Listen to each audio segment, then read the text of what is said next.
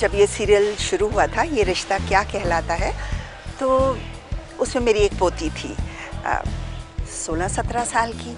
तब हमें चिंता होती थी कि भाई अब लड़की जवान हो गई है, अब इसकी शादी होनी चाहिए, अच्छा सा घर बसना चाहिए, अपने घर में खुशी खुशी इसको विदा करना चाहिए। वो ज़माना बीता, हमने उसके लिए लड़के देखे, हम सब बड़े उतावले होके देखते थे, उसको सीख देते थे कि बेटा देख, दूसरे घर में जाना है, अच्छे से रहना, ये गुण होने चाहिए। जब वो दूसरे घर में चली गई तो फिर उसको दूसरी तरह की सीख देनी शुरू कर दी कि बेटा अब वहाँ पे अच्छे से रहना।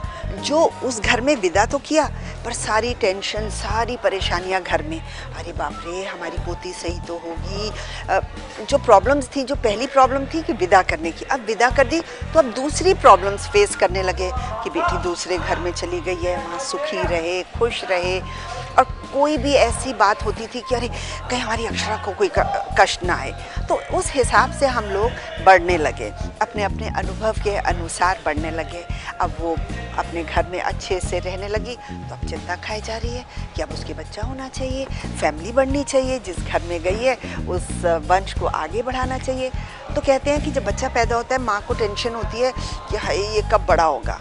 जब बड़ा हो जाता है तो लगता है अरे कब स्कूल जाएगा, जब स्कूल जाता है अरे कब जवान होगा, जवान हो गया तो कब इसकी शादी होगी, शादी कब होगी, उसके बाद बच्चे कब होंगे। तो ये परेशानी, ये टेंशन तो चलती रहती है और हर स्टेज की अपनी अपनी टेंशन होती है। बात ये होती है कि हमारी टेंशन पहले इतनी होती है, अब बढ़ती जाती है, उसी तरह हम लोगों का औहदा बढ़ता जाता है। पहले मैं दादी थी, अब मैं परदादी और परनानी बनने वाली हूँ।